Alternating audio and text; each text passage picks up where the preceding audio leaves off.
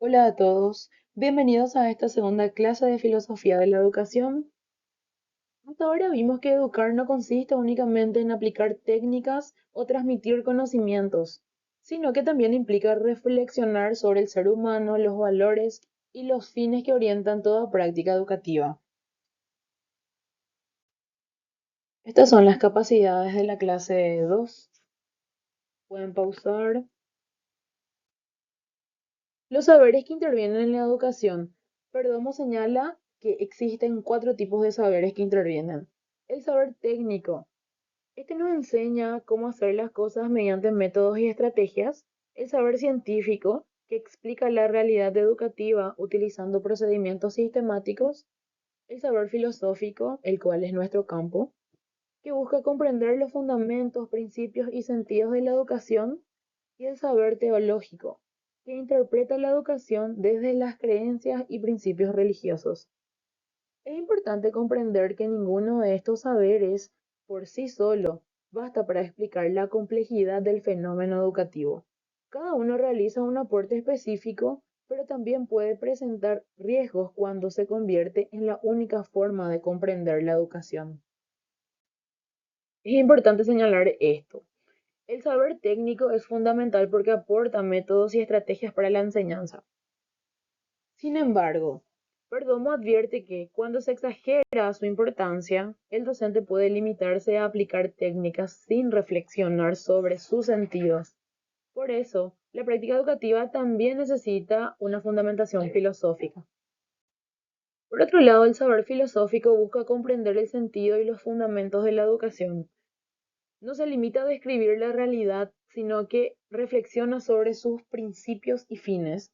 Por eso aporta una visión integral que orienta y da significado a la práctica educativa. Otro aspecto fundamental es distinguir entre filosofía de la educación y teoría educativa.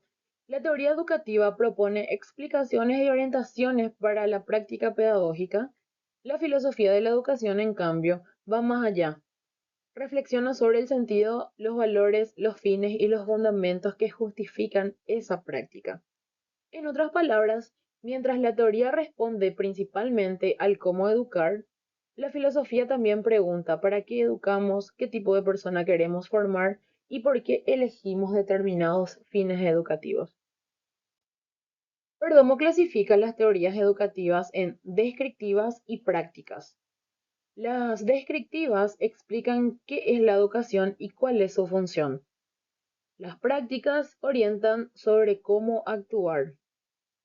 Estas últimas, o sea, las prácticas, pueden tener un alcance limitado cuando se enfocan en situaciones concretas o un mayor alcance cuando proponen fines más amplios para la educación, como el desarrollo integral de la persona.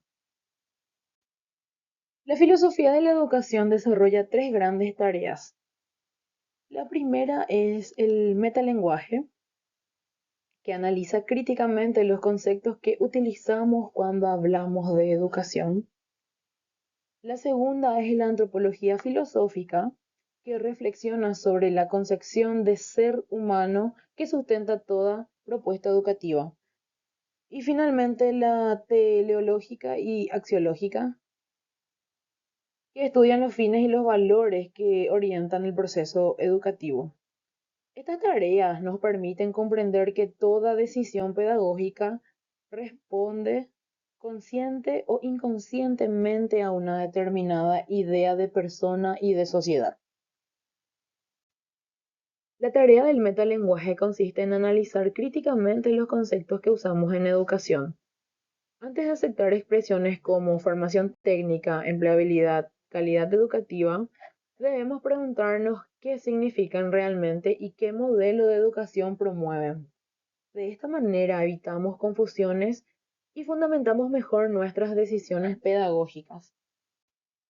La antropología filosófica nos invita a reflexionar sobre quién es el ser humano y qué tipo de persona queremos formar mediante la educación.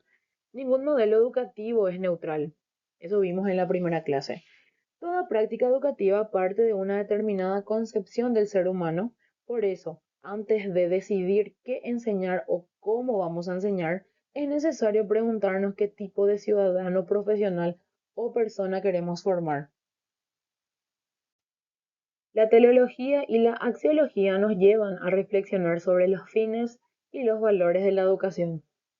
Nos recuerdan que toda práctica educativa tiene un propósito y que educar implica elegir qué tipo de persona y de sociedad queremos formar. La filosofía de la educación nos ayuda a fundamentar esas decisiones. Les invito a desarrollar de manera individual la guía de actividades que ya está en la plataforma. En la guía van a encontrar un caso que deberán analizar. Es este caso. Analizar aplicando los conceptos trabajados en esta unidad, especialmente las tareas de la filosofía de la educación propuesta por este autor, Follett y Jennings, Filosofía de la Educación.